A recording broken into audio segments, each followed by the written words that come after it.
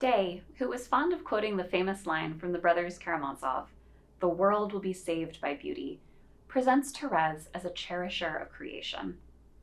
Day herself had a keen eye for beauty, both in human art and in the natural world.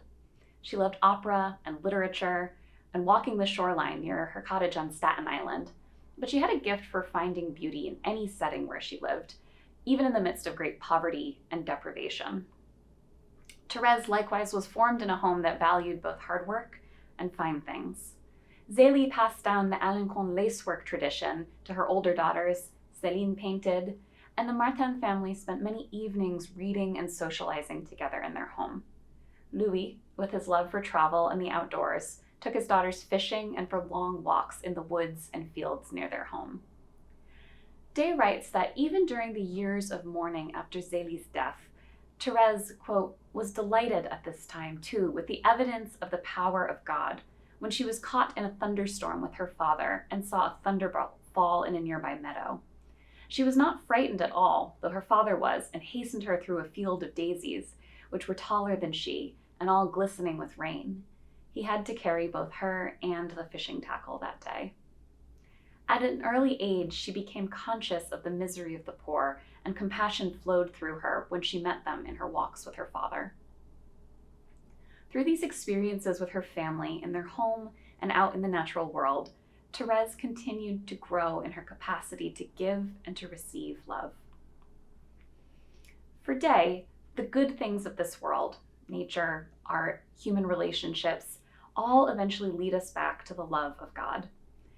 In The Long Loneliness, Day describes the overwhelming gratitude she felt during her pregnancy, the love she felt for her partner, an unborn child, and the natural happiness she felt in their home by the ocean. These feelings of love and gratitude overflowed from her heart and sought an object great enough to encompass them.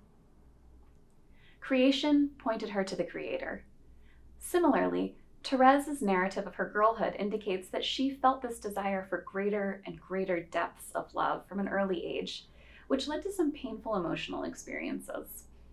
At school, Day writes, she confesses that she was ready to give her heart to both teacher and pupils, that she was looking for an object of affection.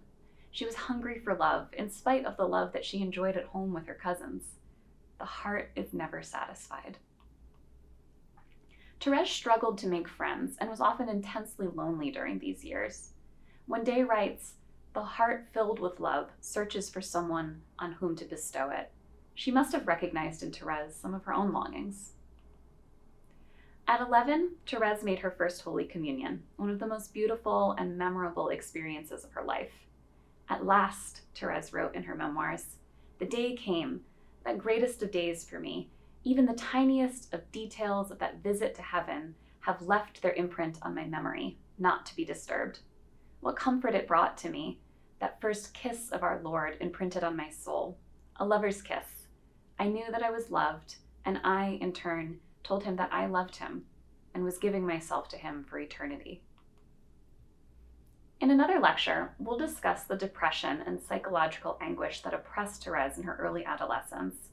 But after these unfulfilling attempts to meet her need for love as a schoolgirl and her growing awareness of God's passionate embrace of her whole being, Thérèse disavowed the comforts of human affection. The nun who later redacted Thérèse's memoirs initially modified the Little Flower's renunciation, softening it out of what Day names as either misunderstanding or a fear of such austerity.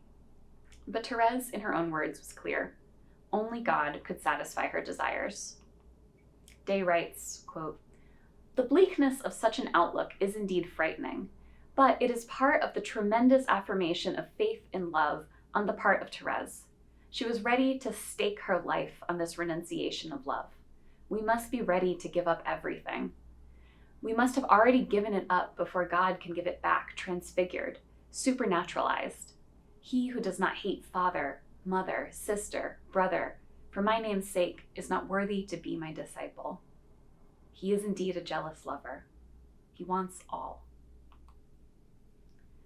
Day has been called a model of conversion, a phrase which might posit a sharp break or essential discontinuity in her life before and after becoming Catholic. I actually read her as a person of remarkable consistency throughout her adult life. Day's integrity, intellectual gifts, and moral courage all preceded her reception into the church. What Catholicism offered to her was a means by which her love for the world, especially the poor and oppressed, could be oriented towards love of God. Although her vocation eventually led her to a life of asceticism and celibacy, Day honored the relationships that had formed her in early adulthood. God had drawn her close not so that she could reject the world, but so that she could more fully and completely love it. In a similar way, Thérèse was unsatisfied with human love, not because romantic and familial affection are somehow sinful or damaging, but because only God had the capacity to truly satisfy her deepest desires for communion with another being. We offer the good things of the world back to God, and God gives them back transfigured. In the epilogue to The Long Loneliness, Day wrote, "I found myself, a barren woman, the joyful mother of children." In returning God's good gifts, Thérèse became the mother of souls. Day became the mother of a movement. Day's conversion is best understood not as a radical departure from a former way of living, but a continuous decision to orient herself toward love and to imagine a world that reflected that orientation, a new world to be built in the shell of the old.